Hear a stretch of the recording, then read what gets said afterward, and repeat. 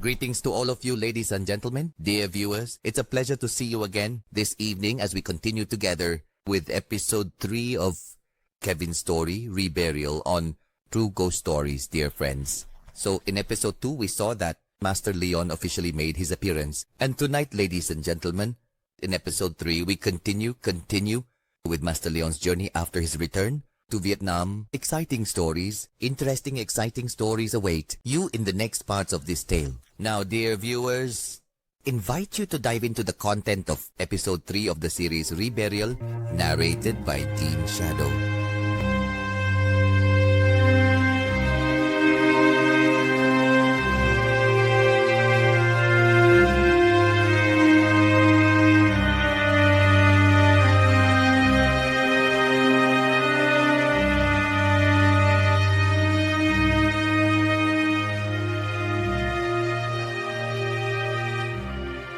Beo invited Master Leon to his home. The rice restaurant sat on the main street. The house of Chin Beo and his wife was in an alley about 1 kilometer away, a house left by his parents. Huang Hoa and Chin Beo had a 16-year-old daughter this year. The rice restaurant served 2 shifts, lunch and dinner. During the day, Chin stayed home for her husband. In the evening, when their daughter came home and was home, Chin would then go to the restaurant to check on the work. Hearing the sound of the lock opening, Chin's daughter ran quickly out to the yard. Mom, why are you back so early today? Chin opened the door and invited Master Leon into the house. Then she asked her daughter, have you and your father eaten yet? Seeing the elderly man with white hair coming home with her mother, Chin's chubby daughter looked at Master Leon and hesitantly stammered a reply. Yes, Dad only managed to eat a little porridge. Took his medicine and is lying down. Mom, the afternoon, until now, Dad has been lying down. He can't sit up. The old man, this is Chin's daughter. When asked, Chin Beo immediately replied, this is Master Leon, the doctor I invited to come and check on your father's condition. Go inside and make some tea to offer him. Master Leon asked Chin, do you know what kind of medicine your husband... What medicine are you taking? Chin replied sadly, it's painkillers, sir. Very strong dosage. If he doesn't take them, my husband gets severe headaches that he just wants to bang his head against the wall. It hurts so much he feels like dying instantly. Someone must be at home to watch him. Before, I never thought my husband was in that much pain until that time he threw himself, trying to jump from the upper floor to the ground. Later on, I moved our bedroom to the first floor. But every time he had a headache, my husband would still bang his head against the wall. In those moments, it looked both pitiful and terrifying. That's when I started giving husband-used painkillers, but they couldn't completely cure him. Gradually, my husband stopped eating and drinking, only having porridge and water, and had to be fed by someone. His body became so weak, he was just skin and bones. No one thought that the headache could be that terrifying. Through Chin Beo's words, Master Leon sensed that something was off. Granted, headaches are very unpleasant, but to be in so much pain to keep wanting end life, then indeed Master Leon. He had never encountered a case like that before. He stepped into the house and opened the door to a room located on the first floor by the foot of the stairs. Inside the room, a foul smell had filled, stinky, slightly fishy. As if Chin's husband was lying on the bed, seemingly in a deep sleep. Chin softly asked Master Leon, do you need me to perhaps wake my husband up? Up. Master Leon raised his hand to signal and gently replied, no need. Was the light in this room turned on last night to brighten it up? Chin hesitantly answered, it can be turned on, but my husband has headaches and doesn't like the light. When light hits his eyes, it hurts even more.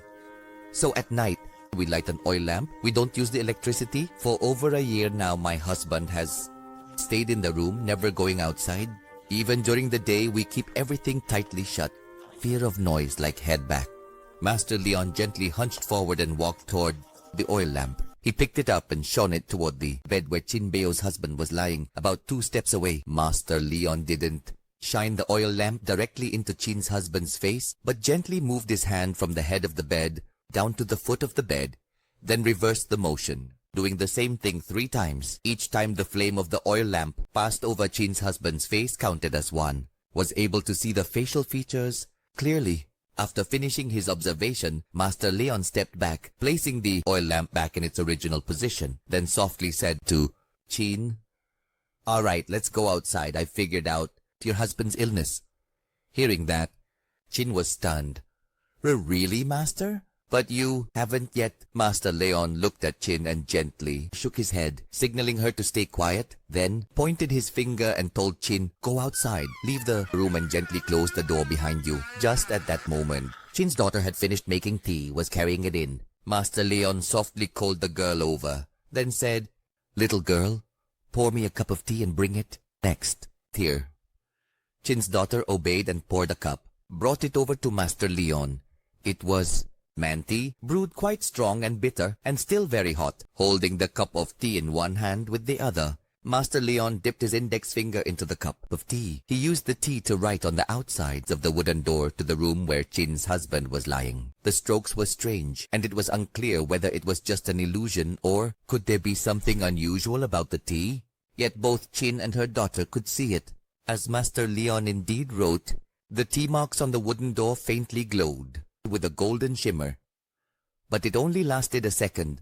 Suddenly, Chin felt that something was wrong. She stammered and asked hesitantly, "Master, what are you doing?" After finishing the writing, Master Leon paused and finally answered Chin's question. "I just used tea to draw a talisman on the door for temporary peace. Tonight, your husband will be able to sleep well without being tormented by the headache. But there's something I need to tell you. Just a little. Your husband's headache is not caused by a cold, nor is it due to any medical condition. Earlier, when I examined him under the oil lamp, I saw all 5 of his senses had vanished. He looked pale. Dark veins appeared on his ears. His eye sockets were sunken and dark, narrow and deep, and the corners of his mouth were pale, just risen from the dead. You are possessed by an evil spirit. This spirit isn't strong, but gnawed away at her husband's beauty, gradually sapping away his masculine life force. There are 3 souls and 7 spirits in a person, but he now has a soul and 3 spirit parts left. To put it simply, your husband is about to die. Die. That was it. Even though Jinbeo had mentally prepared herself for this, well prepared for this, but she was still stunned. Her body slumped, and her limbs felt like they were falling apart, her face pale. Chin stammered, Is it really an evil spirit haunting him? All this time I thought my husband just had the headache. Master, is there any chance you might be mistaken? My husband has always been gentle, never did anything bad, never harmed anyone, so why would he be? Master Leon explained to Chin, understanding. Story of evil spirits harming people sometime. It's compatibility. Compatible energy. Aura. The yang energy in the house is very weak, and that's because the homeowner hasn't been attentive to the deceased ancestors. As a result, after the forebears passed away, no one succeeded them or carried on the yang energy, causing the ancestral fortune to weaken. The descendants decline, wealth drops, and wherever they go, no matter what they do far from home, they lack spiritual protection. There is no ancestral spirit watching over them. Am I right in saying that? Chin definitely got goosebumps hearing that. Clearly, this was the first time Chin had ever met Master Leon, and it was also the first time Master Leon set foot in this house. On the way here, Chin hadn't mentioned anything about her family, only briefly talked about the illness her husband had been suffering from over the past year. Yet the things Master Leon said on Chin's family were completely accurate. Chin trembled, then said in a shaky voice, "No, I won't hide it from you, Master. It's true that past my spouse's parents were who cared deeply about the ancestral graves. My husband's family, from the ancestors, were all involved in business and trade, had many connections, and were very wealthy. After the war, the house, the property was all lost, but my husband's parents still managed to recover through trading and commerce. After the elders passed away, the inheritance was passed down to my husband. But my husband didn't believe in it. He even thought that honoring ancestors was not worth doing. I think open and modern mindset and follow atheism. I always say that once someone dies, that's the end. If the living keep lighting incense day, offering food and fruit, isn't that just not letting the soul of the deceased find peace? If we hold them back, not letting them move on, then it's according to husband says what child does. House has 3 floors. My grandparents' time they had set aside the top floor specifically for ancestor worship. After my grandparents passed away, my husband only goes up there to light incense once or twice a year during the Lunar New Year. Otherwise, he only occasionally cleans the altar. As for the actual gravesite, honestly, we occasionally rarely go there, but we still hire people to tend the grave, pull weeds, and clean up, Master. Even though we don't perform rituals regularly, my husband still often helps others. He says better to help the living than the dead, wasting it on offerings and ritual items. Master Leon shook his head, a hint of sadness in his expression, and said, each person's concept of idealism is different. Religion is different, but being human must remember the roots. Society is increasingly modern. Perhaps that is why people will live freely, running after the wheel of changing times, and in doing so, they forget the roots that laid the foundation for their present and future. Just think about it. If it weren't for your ancestors, your brothers and sisters, how would you even be here today? What your husband said about worship and offerings isn't wrong, but it's not the whole picture. True worship comes from the heart, without seeking personal gain. Not for benefit, but to bring peace to our own hearts. I am at peace. Forget about people. A soul remains. They believe it will simply pass on to the Pure Land, born in paradise, never to be liberated. But let me tell your family this. A person who closes their eyes is not always truly gone. There are attachments to the mortal world. There are grudges causing karmic obstacles, those who harbor resentment, even in next life, and those living in present, who create blessings, help humanity, practice goodness, and serve others. When they pass away, their accumulated merit opens the path to reincarnation and rebirth, allowing them to be reborn sooner. I just mentioned the path of reincarnation, meaning that both the wicked and the virtuous must walk this path. After leaving the mortal world, do not think that worship is about seeking personal gain or clinging to the spirit of the deceased, preventing them hidden super. It is the sincere and kind hearts that remember their ancestors, the prayers for their peace, hopes for their loved ones to be reborn in the Pure Land, that truly help the souls of the departed receive spiritual dedication and blessings from their descendants, so they may progress more quickly and smoothly on the path of reincarnation. When I say this, I'm certainly sure you understand now. Jinbeo listened to Master Leon's words, as if becoming enlightened with each sentence. The Master's words not only explained things, but also helped people release the burdens in their hearts, like a drought meeting a sudden downpour, like sunlight dissolving. That night, Chin was moved to tears, clasped her hands together, and bowed her head before Master Leon, her voice trembling. Chin pleaded, Master, then do you have a way? Can anyone save my husband? Teacher, in this life, as long as my husband can live, if I have to sell all we have, I am willing. You know the cause. There must be a way to save us.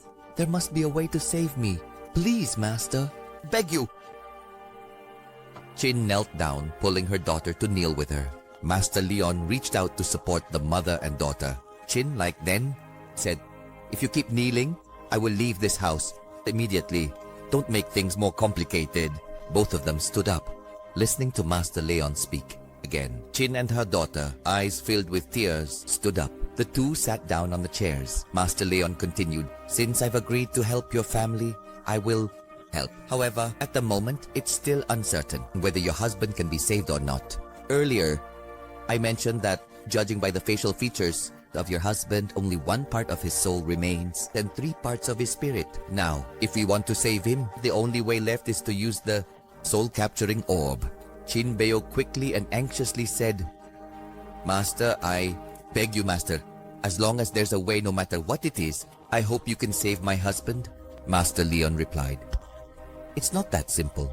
We need to see which part of the soul and spirit you manage to preserve. This truly depends on your husband's fate. When it comes to destiny, our fate does not change. Master Leon looked up at the clock in Jinbeo's house. Master Leon thought for a few seconds, then continued, at midnight tonight, I will take your husband's pulse, but not to diagnose an illness, which is standard. Jinbeo and her daughter looked at each other wide-eyed, surprised. This was the first time he would take a pulse today. Chin immediately asked, Master, so what do I need to prepare, Master? Let me know. Master Leon replied, Yes, there is something. By that time, you just need to prepare a basin of rainwater, 3 oil lamps, and 7 candles. If you want to watch, let me take the pulse. Both of you must carry 2 talismans. I'll give them soon. Keep the door closed in the room. Get ready, Fatchin daughter immediately responded and quickly hurried off to do everything Master Leon had instructed. Master Leon sat at the tea table, counting on his fingers, muttering under his breath. Then he said, just past midnight into the new day, even though it's a little bit rushed, we can't at this moment afford any delays. We'll just have to leave it to fate. Approximately half an hour earlier, at the residence of the renowned marksman in Phuong Nengia village. After fortune-telling, it was nearly 7 p.m. Tuan and Hao bowed, asked marksman for permission to leave. As they stepped out the gate, Hao softly said, little to Tuan, my grandma sells tea, grandma. Tell your daughter a few more words, and then go home. But then he remembered the somewhat frightening look on the tea seller's face earlier and quickly shook it off. Forget it, just go home, it's already pitch dark. Look, because we came to our village, it still takes half an hour to walk back. Besides, I just get this strange feeling about that mother and daughter. You get a strange feeling about mother and daughter? Hao clicked his tongue regretfully. What strange feeling? She looked so pretty. We should have tried to get to know them, Hu said as he spoke, already stepping over to the edge of the pond, looking toward the tea seller's house stall. Inside the house, it was dark, no electric lights on. Hao wondered, it's only 7 o'clock and they're already asleep? All right, let's head back. The 2 young men quickly walked out of narrow path leading to the exorcist's house. The whole stretch of road was pitch black. Even passing through residential area, only a few houses in the quiet neighborhood still had faintly glowing lights on in the distance. Lights. As they were walking, suddenly both of them heard what sounded like footsteps behind them, coming very close. Hao turned his head to look, but saw nothing. It was dark and the road was deserted. Then, at the moment, only the 2 young men from Phuong village were on the road. Slowly, they turned their heads back, continuing to walk. But without saying a word, it was clear that both of them sensed that something was not right. Hao gently tugged on Tuan's arm and stammered, Hey, did you hear that?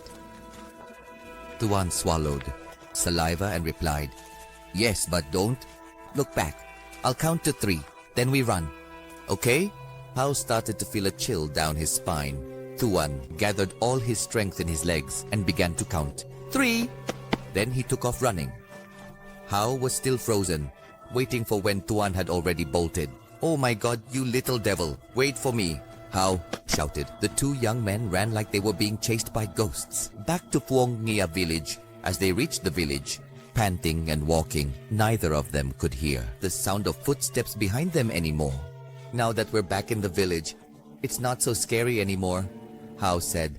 They walked a bit further and reached the bridge that crossed the canal. The end of the village boundary, Tuan stopped. Hao bumped right into Tuan, out of breath. And before he could scold him for stopping so suddenly, Hao saw Tuan pointing ahead, then trembling as he asked, Who's that? Who are you? Don't try to scare us like that, Hao stammered. Because ever since they returned to the village, they hadn't seen a single soul on the road. Hao was thinking that maybe villagers listened to the village chief's warning. So as soon as night fell, no one dared to go out anymore. Besides, it was already 8 p.m. by then. In the countryside, all have turned off lights and gone to bed. No one would be wandering around. He looked toward the bridge spanning the canal. At this end of the bridge, he just caught a glimpse of a dark figure bending down and then rising back up. Hao grabbed Tuan's arm tightly, stammering, Oh my goodness! What on earth is that? Tuan was startled too. Normally, he would have gone over to check it out. But ever since he stepped out of the shaman's house, Tuan had been feeling a chill, a creeping sensation, like there was something right beside him that he couldn't see. His nerves were frayed. After he heard the coward had died, the cemetery on the very night Tuan went frog hunting, then the dream he had that afternoon. And on top of that, the warnings from the shaman. All of it made someone usually as strong as Tuan now see ghosts, and ghosts with... There was a moaning sound like someone crying near the bridge. Then more things started to appear. Flickering, red lights appeared, emitting smoke in the darkness that blanketed the deserted road. Not a single soul in sight. At that moment, How asked, "What's that smell? Is it incense?" "There really is a faint scent of incense." In the wind, the moaning sound was still coming from ahead. The head, a short distance from the two young men. "Why, is there smell of incense here?"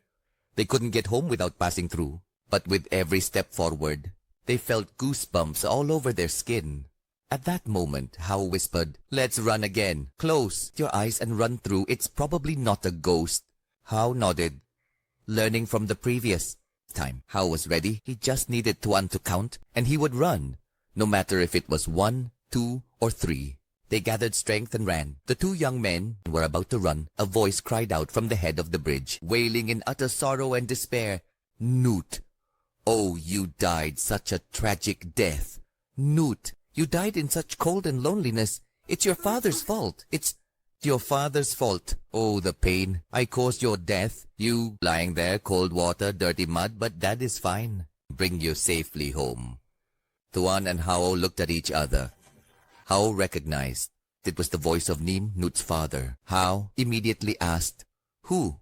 That sounds like Mr. Nim. Is that you?" Hearing the sound of a loved one crying, Tuan and Hao felt less afraid. The two of them gathered their courage and moved toward the bridge. Just a few steps away, incense smoke rose from the head of the bridge, billowing. The person kneeling in full prostration by the bridge was indeed Mr. Nim. Hao gently asked, "Uncle Nim, is that you, Uncle Nim?" Tears streamed down his face. His hands and feet were covered in mud, and his face was dirty. Because of his back pain, Mr. Nim had struggled to drag himself from his house to the bridge. It was already a great effort, even though his house wasn't far from here. "Is that How? Is that you?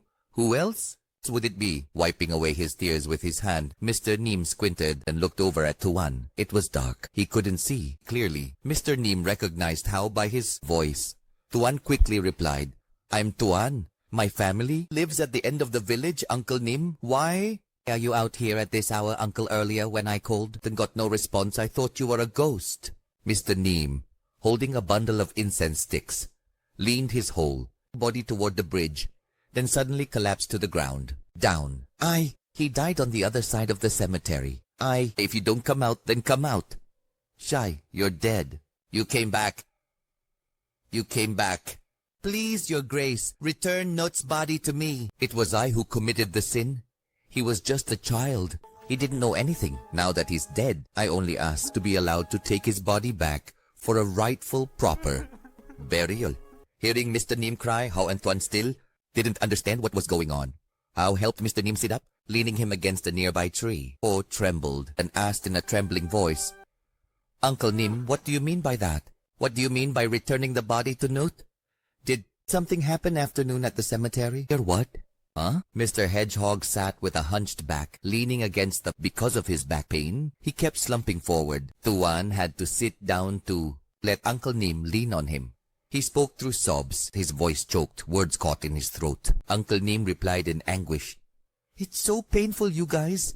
My child died unjustly, died in vain, and even in death he can't find peace. To this day, his body still lies beneath the graveside. Its remains are still below the grave, in the cemetery, cannot be brought up. Had to drag out here burning incense and pray, hoping the spirits would release his soul. Forgive me, let me go back to my father." Tuan asked again, "What do you mean? Why are you still lying in my grave?" At this point, Uncle Nim sniffled and replied, "This afternoon when I discovered my child was dead at Mrs. Van's house, I was so shocked I fainted. When I came to, it was already past 4 in the afternoon. Looking around, there were only a few people left. The villagers were so frightened they had gone home. Feeling sorry for my child lying down there in the cold, I asked few people stayed to help bring Nut's body up, but for some unknown reason, when they lowered a rope to tie around him to pull him up, they just couldn't lift him. 3 or 4 people jumped into the grave, still couldn't lift his body. He remained lying face down in the water-filled grave, fully motionless. The villagers were so absolutely terrified, no one dared to help. I also asked someone to inform the village chief, but by then it was already getting dark. The village chief said there was nothing. Now we are also afraid of the matter. Nut had died out in the cemetery, and if anything happened, he would ask for help in the morning. After that, I went home, lay down grieving for my child. Tears just kept falling. I kept thinking about his body lying there in the grave. I just couldn't literally bear it. Hearing that, Tuan said, "So that's why tonight, you still made the effort to come out here to light incense for Nut, right?" Mr. Nim nodded. Each nod from Mr. Nim seemed as if his whole body was about to collapse to the ground. I even brought a rope with me. I wanted to bring my son's body up. I can't let him lie there cold and alone like that. How to Tuan? Or maybe we help him bring Nut's body up. Please, I'm begging you, I'm on my knees. How? Immediately declined. That's not possible, sir. This afternoon, 4 people couldn't lift him. So how could it be just me and Tuan doing it? How could we pull him up? Please, please go home, sir. Take you home. Let Nut wait. The village chief already said tomorrow. Leave it to everyone tomorrow. Uncle, I'm afraid the funeral procession will have to stop here, Uncle. Tuan also said, "How is right, Uncle? It's already late at night. Don't mess around in the cemetery. Hard to move. We went out there, but it didn't solve anything either. And this afternoon, Uncle Ka specifically told everyone not to go to the cemetery anymore. Let us take you home, and we'll figure things out tomorrow. Okay, Uncle?" How and Tuan each stood on one side, trying to help Mr. Nim up, but he wouldn't budge. Grabbing the burning bundle of incense, Mr. Nim waved his arms wildly, the burning incense brushing against Hao's hand. Hao winced in pain, grimacing. "Come on, Uncle Nim, what are you doing? We're trying to help you with good intentions." Tuan, scared as well, let go of his hand. Mr. Nim aimed bundle of incense, 2 young men, cursing. "You little bastards. Get the hell. You are a bunch of scoundrels. Even in death, you don't know to get lost for me." Suddenly, Mr. Nim flew into a rage, cursing at the sky. Hao was furious but said nothing in return. He turned to Tuan and said, "Let's go home. Forget about him. Even if they gave me a mountain of gold now and told me, go down the cemetery, drag Nut's corpse, I wouldn't do it." Tuan felt the same, though Tuan found Mr. Nim more pitiful than blameworthy. There was nothing else they could do. Tuan and Hao headed home. Hao's house was closer than Tuan's. When they reached his house, Hao told Tuan to be careful on his way back, ran into his house, shut the gate, and locked the door. Tuan walked alone along the road toward the edge of the village, walking and thinking about Mr. Nim. He was probably still sitting by the bridge spanning the canal. He couldn't just leave him sitting there all alone. Up ahead was Uncle Ka's house, the village chief. The lights inside were already off, the house completely dark. Tuan intended to walk past, but then, for some reason, he turned toward the gate to Mr. Ka's house. The dog Mr. Ka's house started barking loudly. Tuan made some noise and then called out loudly, "Uncle Ka! Uncle Ka!" After several calls, along with the dog barking, echoing through the night sky, Mr. Ka's house lit up and the door opened. In a hurry, he told the dog to be quiet. Squinting, Mr. Ka asked, Who is it? Is calling?" Tuan immediately replied, "It's me, Tuan. Uncle Ka, I have some news to tell you. Please open the gate for me." Grabbing the flashlight hanging by the door, Mr. Ka shone the light and saw indeed Tuan. He hurriedly opened the gate. Mr. Ka then asked, "Why are you out at this hour? Coming here so late? What's but called that scary?" Uncle Ka, Mr. Nim, dear Nut's father, is still sitting by the bridge at this hour, out by the cemetery. He's crying and calling out his son's name. Sao and Hao passed by and told him to go home, but he refused to leave. "Uncle, you should see." Tuan was still speaking when suddenly Uncle Ka froze, his feet stepping backward, his hand dropping the flashlight to the ground, retreating 2 more steps, his face stricken with fear. Uncle Ka quickly stammered and asked, "Who did you just say you saw?" Tuan quickly replied, "Yes, Mr. Hedgehog Nut's father. You said." "You're lying. There's no way you could have met him. Now you're making up stories, trying to scare me, aren't you?" Mr. Ka's legs were trembling, his hand pointing at his mouth. Tuan still didn't understand why he was being scolded. Tuan continued, "I'm telling the truth. If you don't believe me, come out and see for yourself." Mr. Ka swallowed, not daring to move forward.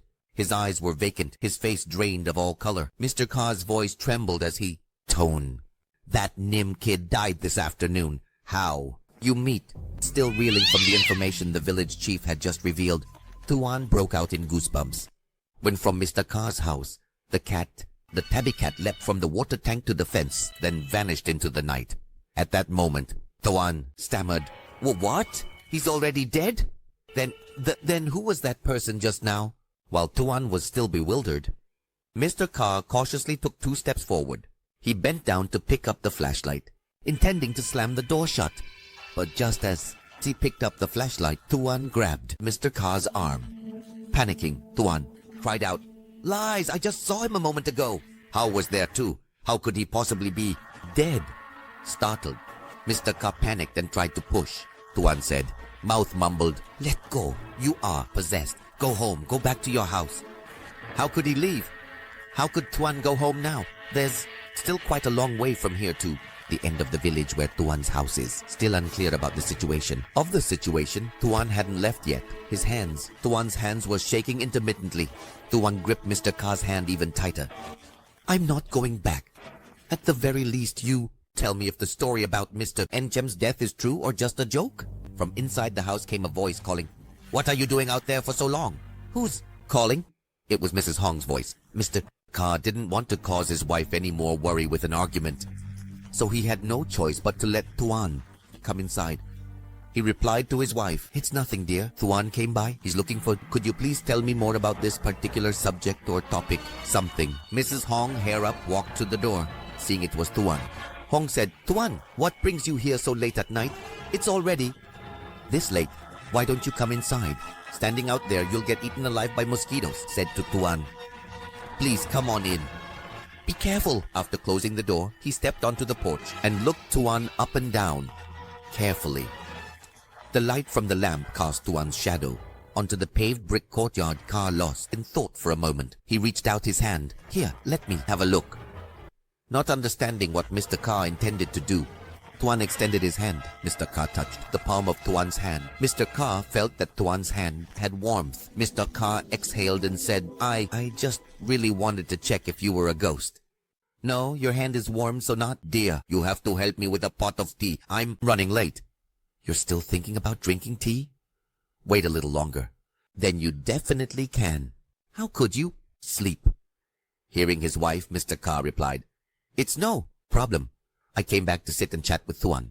I never had trouble sleeping after drinking. Tea doesn't cause insomnia. Just make it for me. Mrs. Hong took the teapot to brew the tea. Mr. Carr told Tuan to sit on the chair. Looking at Tuan, Mr. Carr immediately asked, Is it true that you saw a house out by the bridge? Did Uncle Ngang cross the canal? Tuan nodded vigorously and replied, Yes, sir. How could I dare lie to you?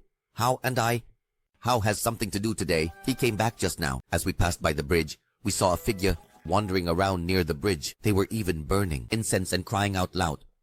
When we got closer, we realized it was Mr. Nem. We saw him dragging himself along the roadside, his face turned toward the other side of the bridge. He was calling out Nuts' name. He said, Nuts, body is still lying in the grave of Mrs. Van. He even asked me and how to go to the cemetery to get a rope to pull Nuts' body up. But How and I didn't dare to. He went into a rage, cursing and swinging a bunch of burning incense sticks at us. How even got his hand burned. But why would he think we would do something so foolish? So we called you to come and see what was going on and persuade him to go home. Hearing Tuan's story, Mr. Carr's hair stood on end. Mr. Carr immediately said, Tuan, you guys have encountered a ghost. That was the spirit of Nem. This afternoon, when you two met him, on the road, I was heading to a family meeting with the elders when Mr. Den's son came running quickly to inform the family that Nem had suffered a stroke and died right by the bridge. Tuan asked in a trembling voice, But why did he have a stroke, uncle? Mr. Carr immediately replied, If you ask that, even my father wouldn't be able to answer. Maybe he was too heartbroken, too shocked and died, dead. But it could also be for a reason, any other. Lan said, when everyone finished rowing the grave to bring the color of Nut up, but don't understand why. Several strong men tried to lift him, they still couldn't. Strong man's hand can carry without lifting. Float? Straight rope down, pull up also? It didn't work. When I got there, most people had already fled in fear. Only a few stayed behind to watch over Nem's body. It was such a pitiful sight. When he died, tried to sit him by a tree, but he couldn't even lean properly. His back was hunched, and his whole body kept slumping forward. He looked so frail and sickly. Years of illness and suffering had already worn him down, and then witnessing his son die so tragically, he couldn't bear it, and passed away soon after. That's just what I think. But villagers were terrified and started spreading rumors. They said that Nem had disturbed the graves, angered the earth, and brought death upon his whole family. Now, the officials won't let the bodies be taken away. For burial, they forced them to lie there. Finn's family and I brought Nem home, gently lay it on the bed. I personally even covered him with a blanket. His body. Lan had left an incense bundle at the base of that tree. That's a bunch of incense. But you said you just met. You say you met Nem's family by the bridge? No wonder I was really so scared. Scared? Tuan heard chills. The story was definitely the chief's. Everything happened so fast that Tuan still couldn't believe the person he had met was actually the ghost of Mr. Nem. Just now it was Mr. Nem's ghost. Tuan stammered. So Mr. Nem really died? Huh? Back then, he even said he had asked you for help. But you said you could only help him tomorrow morning. Oh, you fool! You fool! Hey! Mrs. Hong walked up from the kitchen, startling Mr. Ka so much that he jumped. His face visibly turned pale. Mrs. Hong set the teapot down on the table and hurriedly asked, "What's wrong with you like that? Did you catch a chill? Your face is so pale. Is there anyone out there?" Mr. Ka said, "I'm fine. You go inside. Let me handle the conversation." His hand holding the teapot trembled, spilling tea all over. Seeing Mr. Ka so frightened, Tuan quickly said, "Are you okay, sir? Let me just pour it for you." "Look carefully and tell me, did he really say that to you? Is it true?" "What exactly did he say, sir?" "It's the thing he asked me to. Like I said, he asked for help tomorrow morning." Tuan nodded. "Yes, sir. But why are you so scared?" Mr. Ka swallowed hard and replied, "Oh no, I'm doomed." Before carefully bringing Nem's body back home and solemnly, I lit an incense stick and placed it at the base of a tree, praying and saying, "Tomorrow I will ask the villagers to find a way to bring my son's body." Finally back home, I even arranged the funeral and burial for both of them. Father and son were both dead, and at that time, I only meant well. But now, if I fail to follow through on what I said, I'm afraid his spirit will come back to haunt my whole family. We'll be doomed. The sound of a cat echoed again. From time to time, not just Mr. Ka, but even Tuan was so scared that he spilled tea all over the table. That tabby cat, which had just jumped over the fence earlier, now slowly ambled back toward the house's porch. It turned its dark brown eyes to look inside, then let out a few cries, sounding almost like a child, whimpering lightly. Mr. Ka had to wave his hand to shoo it away before it would leave. For some reason, when Tuan looked at the cat, he couldn't help but feel a chill. Glancing at Mr. Ka's clock, it was almost 9 p.m. Today could truly be described as an utterly exhausting day for Tuan. Morning, he went to the district to sell frog legs, fresh and delicious. Since Hao came to the house to announce the death of his great-uncle, it had been like hell up until now. No matter where he went or what he did, Tuan still felt uneasy. Everywhere he looked, he saw ghosts and spirits. Glancing outside, the yard was pitch black. The road home, it'd be even darker. After a few seconds of thought, Tuan softly asked Mr. Ka, Uncle Ka, could you let me? Can I stay here for a night? I can just sleep on this couch. Right now, I'm too scared to go home."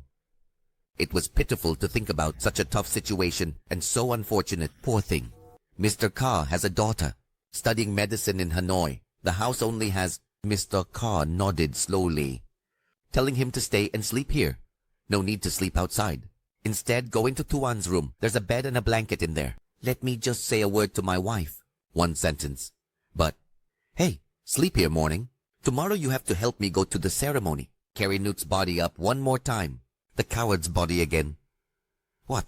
A promise made to dead kept can't be left undone. No. Help me. There was no way to refuse. So Tuan nodded in agreement. Mr. Ka told his wife to let Tuan stay the night. He said they had business to handle early next morning. Mrs. Hong, being a kind and cheerful woman, agreed without hesitation. She even brought out a blanket and pillow for Tuan. Now get some sleep, all right? Tomorrow morning, Uncle boiled potatoes for you to eat. That's a joke. Really good. Just sleep. If anything comes up, I'll call you. After saying that, Mrs. Hong pulled back the curtain and left the room. All the lights in the house were turned off. Tuan lay awake full of fear, not knowing what would happen to him. After all, Tuan was also someone who had entered the ritual. The early hours of this morning, he had been lying awake, waiting for himself, unable to fall asleep. Tuan didn't know what time it was now. He shifted his body, causing the bed frame to creak loudly. But right after that, Tuan jolted in shock. Why? Tuan was lying still, but why was the bed still creaking? The sound of the bed creaking came from right behind Tuan. A cold breath brushed against his nape, crowed, making Tuan stand up. Arm hair on the back of my neck stood up. So sure after. Someone is on my back? No, not a person, but something else. He couldn't identify. Fear paralyzed his entire body. Tuan didn't dare to scream, nor did he dare to turn his head or move. It was just a single finger. Not only was there an icy chill running down his spine, but now Tuan could also feel something touching his body. It was wrapping itself around Tuan, little by little, bit by bit. And just when Tuan was most terrified, suddenly the sound of a cat's meow echoed, the curtain fluttered, and a black shadow leapt up, pouncing toward the front of the bed where Tuan was lying. It was the tabby cat from Mr. Ka's house. The cat leapt across Tuan's body. Tuan didn't wait to look towards behind him, but Tuan clearly heard the sound of claws scratching against the mat. Along with that was the sound of the cat baring its fangs and growling. No one knew what the cat was struggling with behind Tuan, but it was becoming extremely ferocious. The bed shook violently. The cat's cries and the sound of claws scratching against the headboard, and the cold wind blew against him, making Tuan shiver uncontrollably. After a tense moment like that, everything began to calm down. Tuan was able to move again. He no longer heard the sound of scratching, the growling noises either. Something gently brushed against Tuan's back. It was soft and smooth. Tuan mustered all his courage and turned his head to look behind him. It was the tabby cat was lying close to his back, Tuan's back. Its eyes sparkled brightly in the dark. Of the darkness, seeing Tuan, the cat stuck out tongue and licked Tuan's hand. Its front paws rubbed against Tuan's head and back. Then it softly let out a few soft meows. The chilling sensation along his spine had completely disappeared. Tuan wrapped his arms around the cat, holding it close to his chest. The cat stayed still, curling up comfortably within Tuan's loving embrace. That night, Tuan slept very soundly. Perhaps it was partly because he was exhausted, or maybe because the tabby cat was lying beside him. Clap.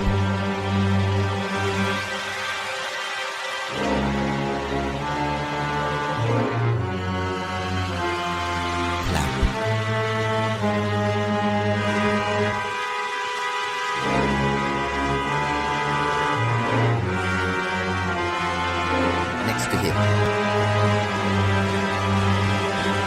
Clap. And clap.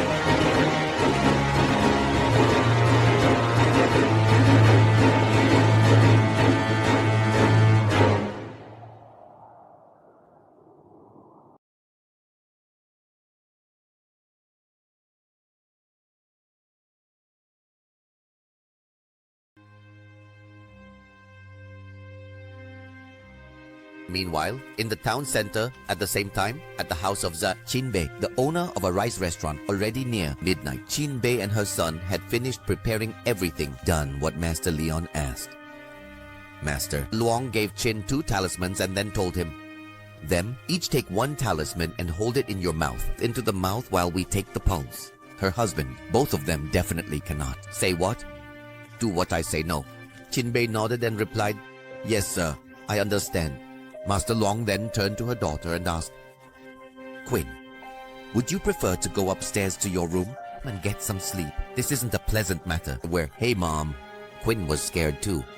But along with the fear, there was strong curiosity, especially after hearing Master Luong mention checking the soul pulse for her father. Quinn herself was someone who loved reading books about spiritual matters, so she was very eager to watch. Afraid of her mother, Quinn hesitated and stammered, "Not yet, answer." Master Leon understood, so he wanted to help. "Quinn, it's all right. It might sound serious and alarming, but everything is actually quite simple.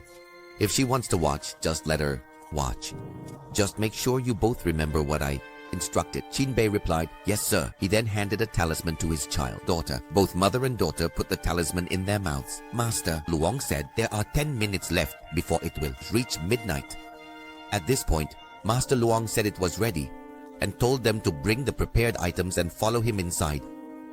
They stood in front of the door to the room where Chin's husband was lying inside. Master Luong took out the talisman and stuck it onto the door.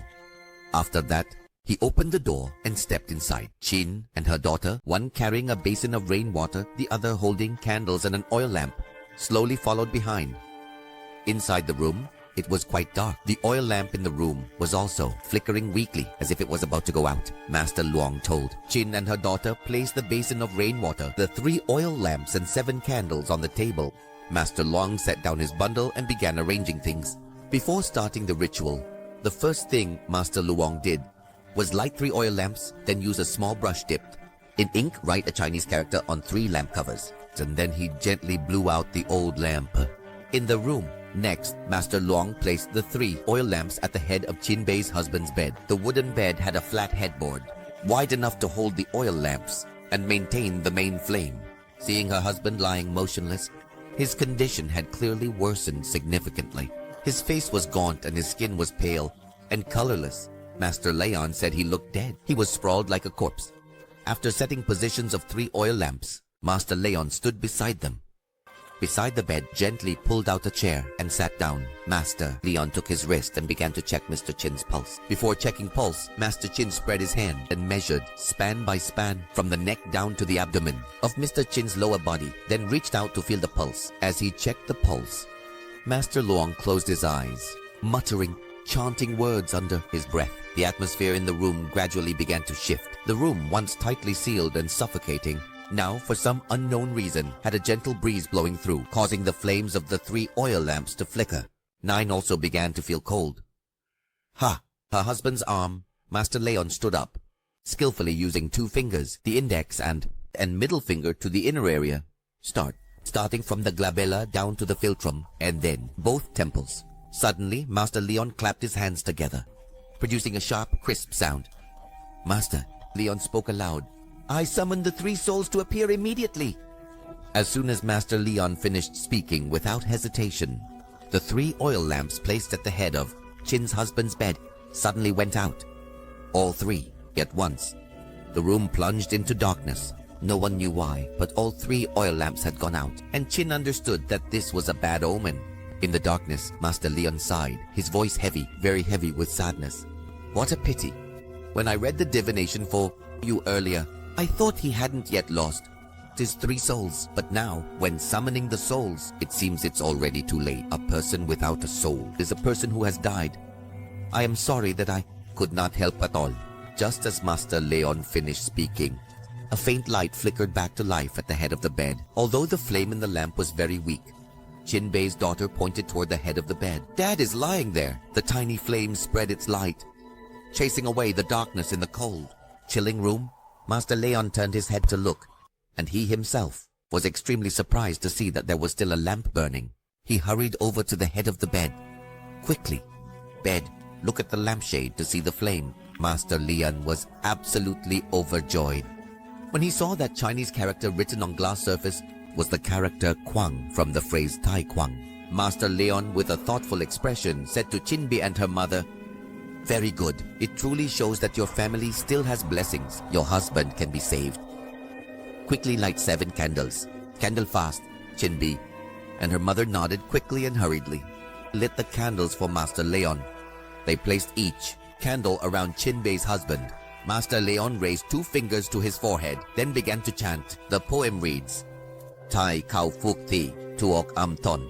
Thief, the poisonous one who removes filth and foulness, I beg the 7 souls guardian to appear immediately. Just like before, after Master Leon finished speaking, 4 of the 7 candles went out, leaving only 3 still burning. Master Leon softly said, "The soul remains Tai Kwang.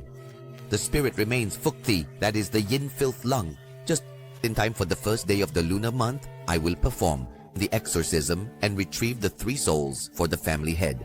Bring the basin of rainwater over here." Hearing the master's command, Chinbi's daughter hurriedly carried the basin over. Because the Room was a bit dark and cramped. After taking just 2 steps, the girl named Quinn accidentally tripped on a chair leg and stumbled, body lunging forward. The water in the basin sloshed out, spilling everywhere. Following the momentum, Chinbei's daughter, still holding the basin, was about to crash into her dad's bed. In front of the bed where my father was lying, Master Leon saw that and said, "Careful, pour carefully. Be careful." "Just a moment, Master Leon."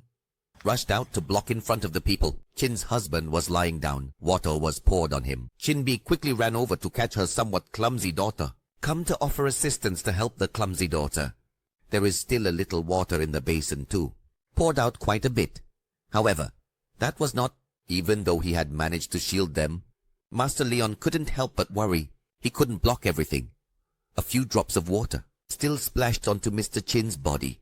The first thing Master Leon was concerned about was the 3 candles and the flickering oil lamp that were still burning. Luckily, they hadn't gone out, but on Mr. Chin's face, a few drops of water had splashed. The water gently trickled down to the corner of his mouth, then was drawn into his mouth. Immediately after, the flame of the flickering oil lamp suddenly wavered.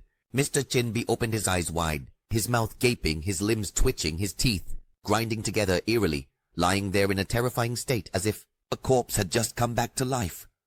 Knowing that the evil spirit was still attached to his body, Mr. Chin had been awakened by a few drops of water splashing onto his face. At this critical moment, if the evil spirit took the remaining fragments of his soul, then Mr. Chin would be beyond saving.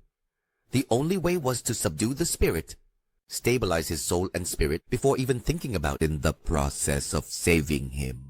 Immediately, Master Leon raised his index finger to his mouth and bit it until it bled. With his left hand, he covered Mr. Chin's eyes, using the bleeding index finger of his right hand. Like Master Leon wrote the character An, meaning peace, on Mr. Chin's forehead. He then pressed Mr. Chin's head down and held it firmly like that for about a minute. After that, Mr. Chin stopped having seizures. When Master Leon released his hand, Mr. Chin continued to fall. Entered a deep sleep. The oil lamp was still burning. The 3 candles hadn't gone out either. Master Leon sighed in relief and softly said, "That was almost a big problem.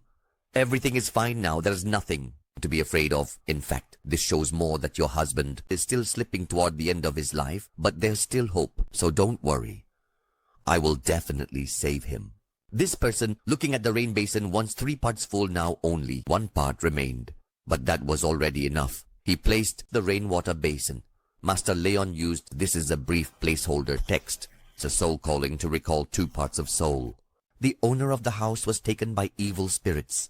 Chinbei had never seen shamans do rituals, but however, Chin also knew that normally, when performing rituals, shamans would use talismans and incantations. But Master Leon used another method, acupuncture. Sitting by the bed, Master Leon applied acupuncture needles to the acupressure points on Chin's husband's body. It was unclear if the soul had returned, but looking at the flame of the oil lamp, Chin and her child saw a flame growing brighter and brighter. The flickering flame from before, after Master Leon's acupuncture, rose higher and higher. At the same time, Chin's husband's expression also began to change. His complexion became less pale and the dark rings around his ears were gradually fading away. After inserting the needles into various areas of the acupuncture points, Master Leon took out silver bell, small silver, only about the size of a finger. The tail of the bell were 5 strings braided from multicolored threads. Attached to the 5 strings were 5 talismans, 5 varied colors representing the 5 elements. He placed the hand holding the bell at the center of Chin's husband's body. Master Leon closed his eyes, muttering incantations under his breath. After each chant, Master Leon would shake the silver bell 3 times. This unfolded right before the eyes of Chin and her son. After the first chant, the flame in the oil lamp bearing the word Kwang flared up brighter than ever before.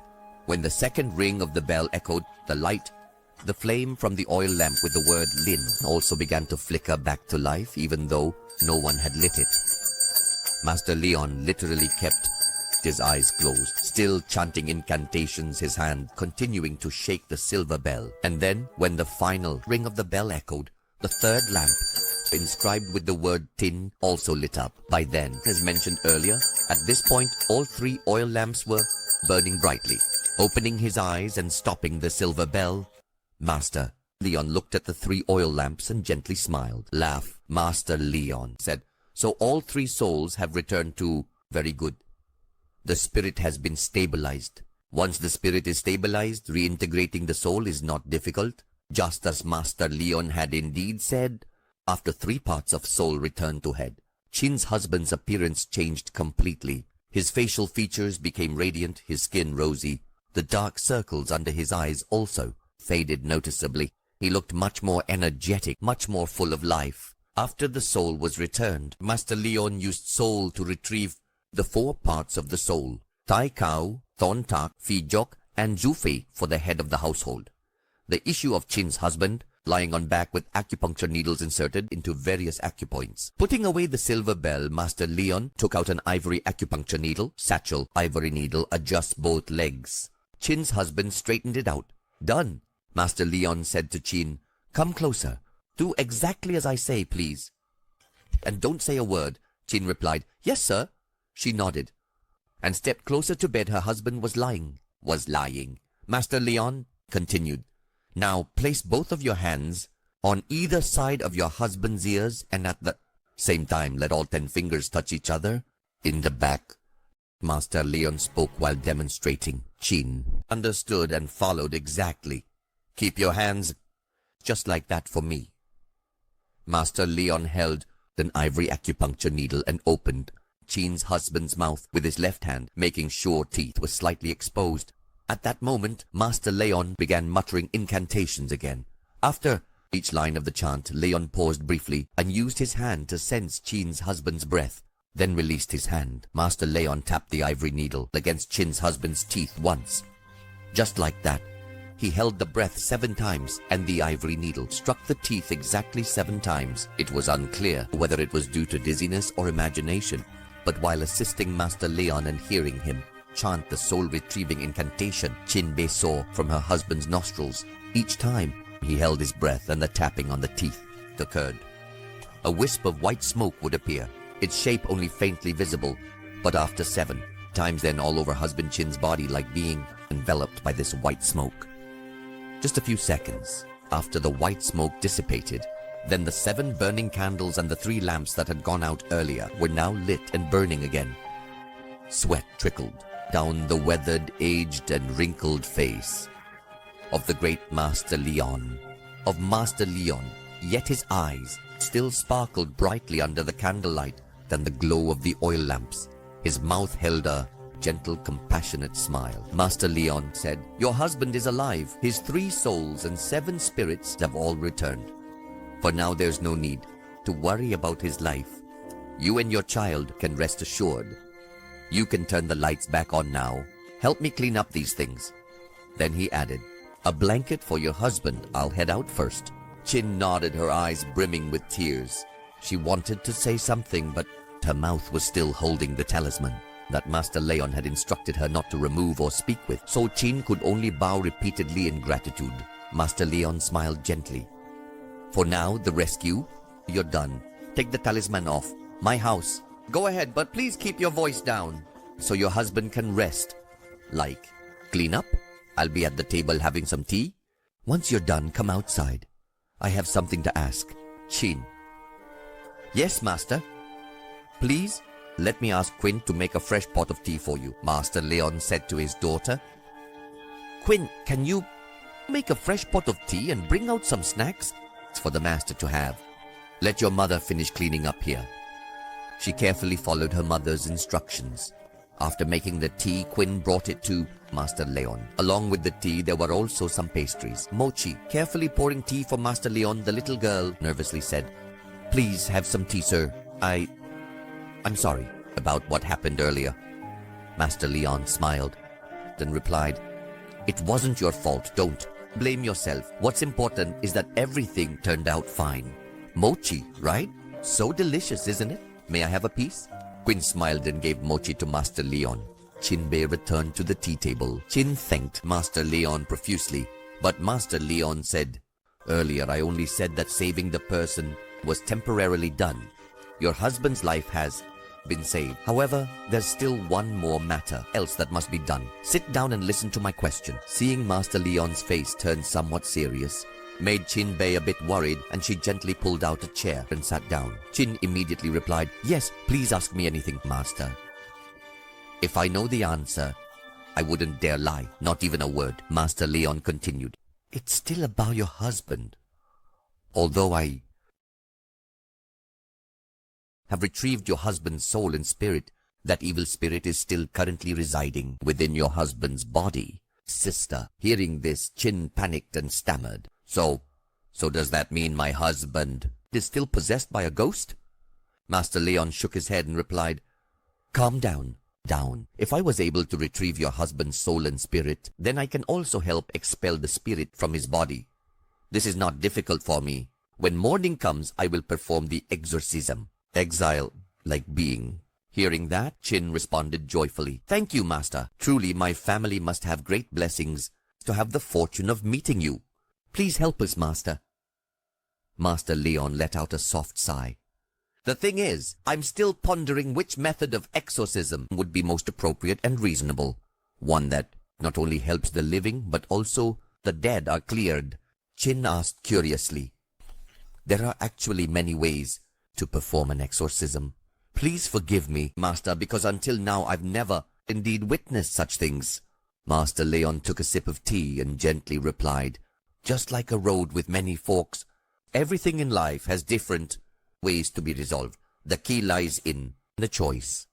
Some choose to resolve things, people who choose the quick, superficial, in the way that benefits themselves the most. Others choose to resolve things thoroughly from the root, although it's more difficult and sometimes even harmful to themselves. The outcome is often more positive in the end. Exorcising a spirit is not difficult for me. I can make that malevolent spirit vanish forever, never to be reborn. Even so, all things in this world have form, have connections, and have origins and roots. Even hungry ghosts can be guided and turned back. So to make the spirit lose the chance to be reborn is truly not worth it. Therefore, I want to do it in a way that is complete for both sides. But to do that, the homeowner's consent is required. The choice still lies with your family. I'm only offering my view. As for me, since I've agreed to help, I definitely will, no matter which method of exorcism you choose, whatever the expulsion plan in any case." Chin was silent in thought.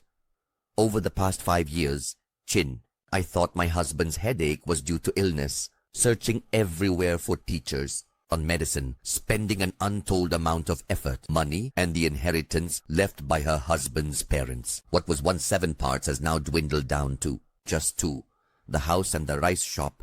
On top of that, in the past 2 years, evil spirit left Chin's husband between. Now, there are certain times when he even wants to end his own life because of the pain tormenting Chin. She's plump with a fierce appearance. People say she can indeed be rough at times, but she is someone who deeply loves her husband and children. Seeing her husband suffer like that, Chin feels pain that twists her insides. If you ask whether Chin hates or resents that evil spirit, she wouldn't be sure. Not to mention the financial losses just seeing her husband endure the torment during those headaches over the past 5 years makes Chin want to obliterate that evil spirit into smoke and ashes. However, after calming down and thinking it through, Master Leon's words were like a gentle autumn breeze, like gentle spring rain droplets that help plants sprout and grow, soothing and cooling the anger and hatred deep within Chin's soul. He took a deep breath and slowly exhaled. Chin looked at Master Leon, smiled and said, "Master, I understand your teachings. I humbly ask you to help both families, 2 families. I will do everything. I will absolutely do my best to help that wandering soul." Super, turning to look at her daughter sitting beside her, Chin asked, "Queen, this is the choice I've made. Do you agree?" Quinn beamed, her delicate face glowing.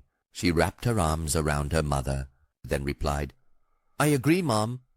My mom is number 1, so I agree too." Master Leon nodded.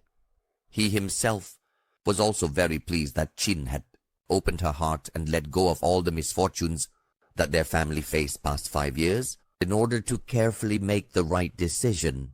At that moment, Master Leon said he wanted to help the souls of the deceased find comfort and peace by uncovering the root cause and addressing it that led to that person's death.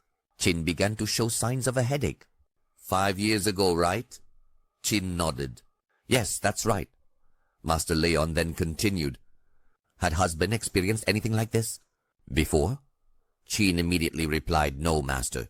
My husband maintained a balanced diet, enjoyed exercising, and rarely got sick, even though at that time his job was trading goods, bringing goods down from the mountains to the lowlands. The day my husband complained of a headache, he had been caught in the rain, so I thought that was the cause. Master Leon furrowed his brows and thought for a few seconds. Master Leon said, getting caught in the rain is not the cause. Just now I heard that your husband's previous job, her husband used to beat her. The lowlands. What kind of goods were they? Were they?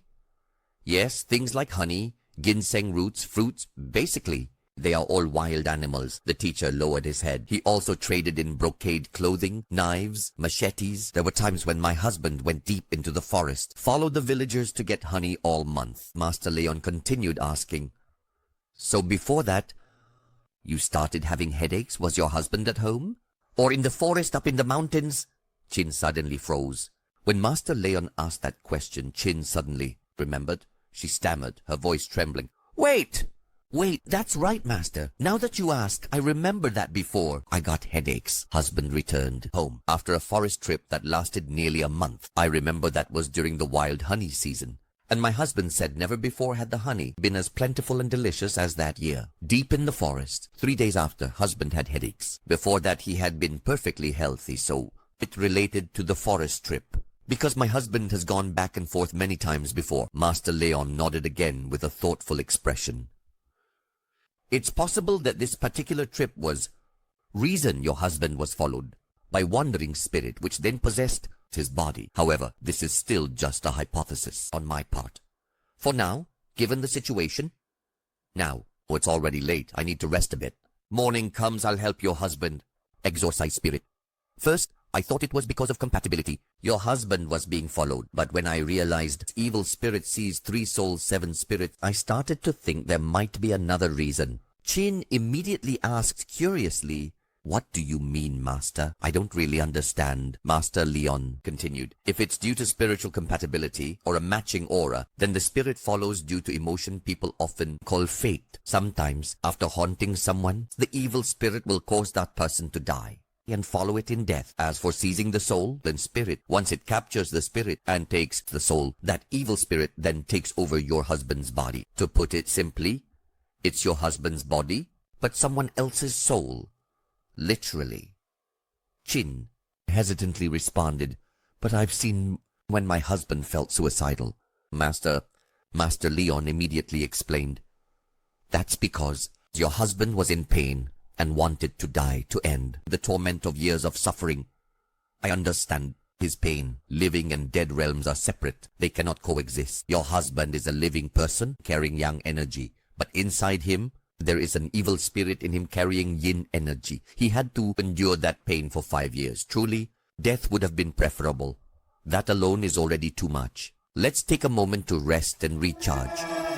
It's important to relax this evening so that we can be ready for tomorrow.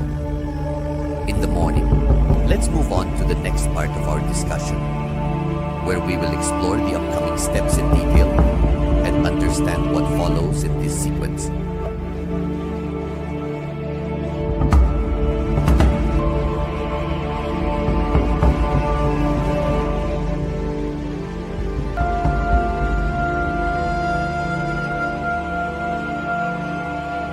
Thank you to our dear audience for tuning in. Goodbye and farewell to all of you, and we look forward to seeing you again.